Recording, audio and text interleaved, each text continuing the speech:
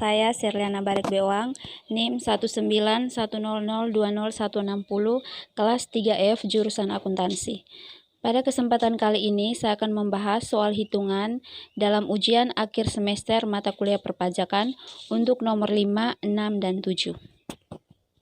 Yang pertama untuk soal nomor 5, saya akan membacakan soalnya. Berapa jumlah PPN atau PPNBM yang dipungut A. Dalam penyerahan barang kena pajak, jumlah pembayarannya sebesar 11 juta, harganya sudah termasuk PPN sebesar 10%.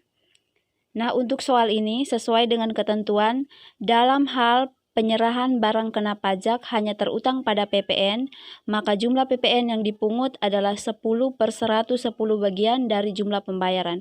Sehingga pada soal ini diketahui jumlah pembayarannya sebesar 11 juta, dasar pengenaan pajaknya 10/110 dari bagian jumlah pembayaran, sehingga 10/110 dikali dengan 11 juta sama dengan 10 juta. Maka PPN yang terutang sebesar 10% dikali dengan 10 juta sama dengan 1 juta.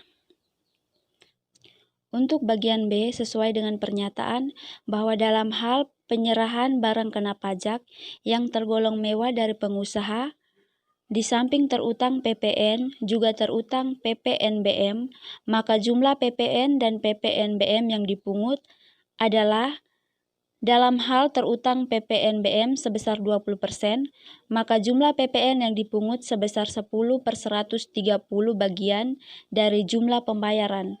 Sedangkan untuk PPNBM yang dipungut sebesar 20/130 dari jumlah pembayaran. Sehingga diketahui jumlah pembayarannya 13 juta. Dasar pengenaan pajak 10/130 dikali dengan 13 juta sama dengan 10 juta. Sehingga PPN yang terutangnya 10/130 dikali dengan 13 juta sama dengan 1 juta.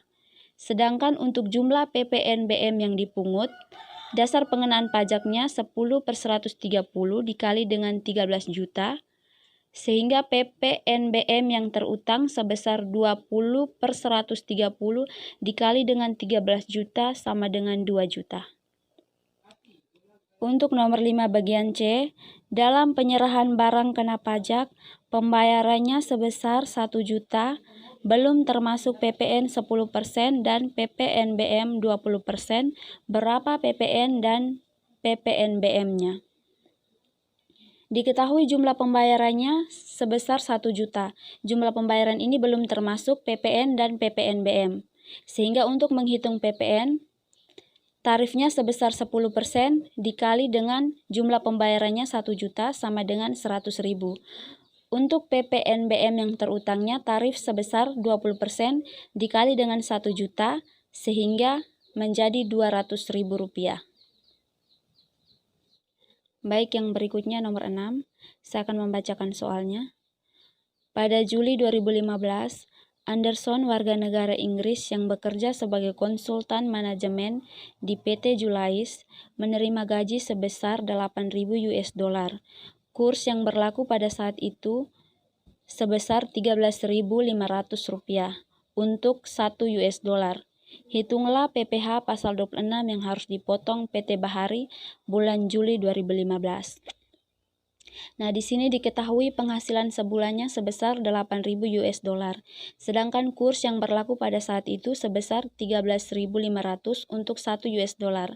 Maka penghasilan bersih dalam sebulannya sebesar 8.000 dikali dengan 13.500 sama dengan 108 juta.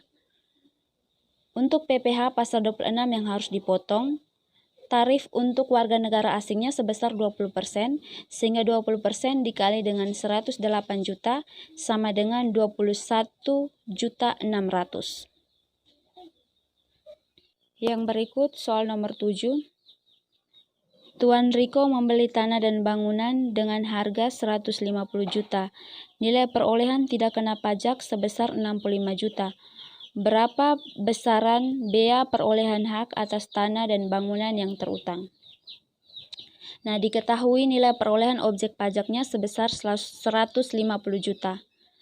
Nilai perolehan objek pajak yang tidak kena pajak sebesar 65 juta. maka nilai perolehan objek pajak yang kena pajak sama dengan 150 juta dikurangi dengan 65 juta sama dengan 85 juta. Untuk menghitung bea perolehan hak atas tanah dan bangunan yang terutang, kita menggunakan rumus tarif bea perolehan hak atas tanah dan bangunan dikali dengan nilai perolehan objek pajak yang kena pajak, sehingga 5% dikali dengan 85 juta sama dengan 4.250.000. Sekian penjelasan soal hitungan hasil kerja saya dalam ujian akhir semester mata kuliah perpajakan. Terima kasih.